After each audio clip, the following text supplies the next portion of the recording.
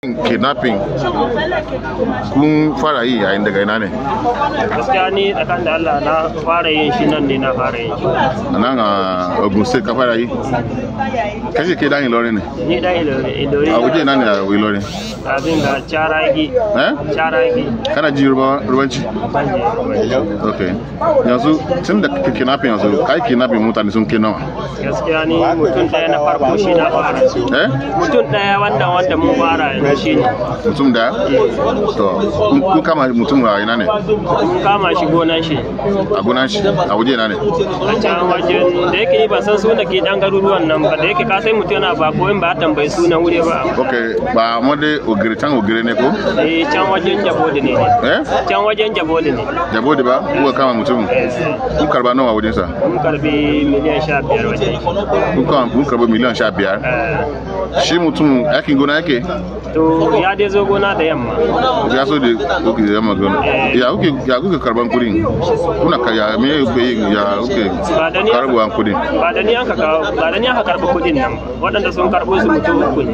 Mutum hudu? Mutum uku sun karbo. Mutum uku suka karbo kudin. Nawa ka baka? Ni 500 an ka baka. 500? Kuku biyar ko? A mu bakwai ne. Kuku bakwai?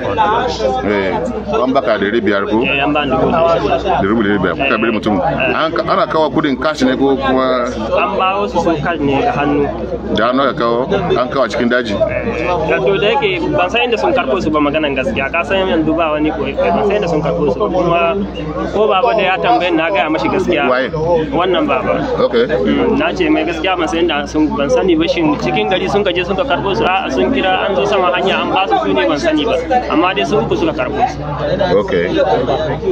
ta yanzu me kake so gwamnati su yi ma yanzu haka? Me kake so gwamnati su yi maka?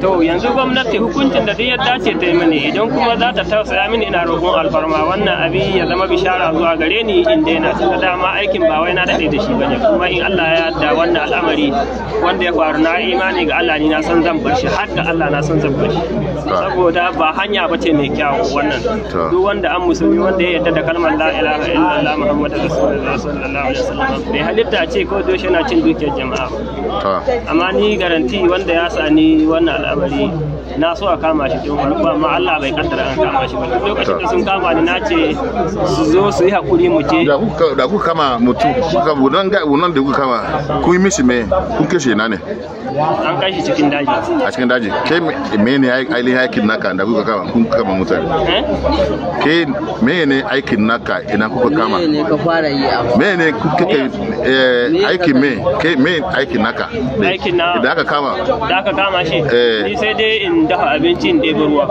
ka ɗebo ruwa ka dafa abinci to akwai rijiya a cikin dajin ne a'a rahi dai kamar rahi mai ruwa kuka ba su kuna ba su kashi ko ni to suna ba su kashi amma ni dai tabban hakika ni kaji aiki na kenan daga cikin aikin da nake yanzu aka wayan da kuka kira waye ke da wayan da kuka kira idan an kama su haka nan su bi ku kira mutanen su ba sai ku bi ku kira mutanen da kuka kama ba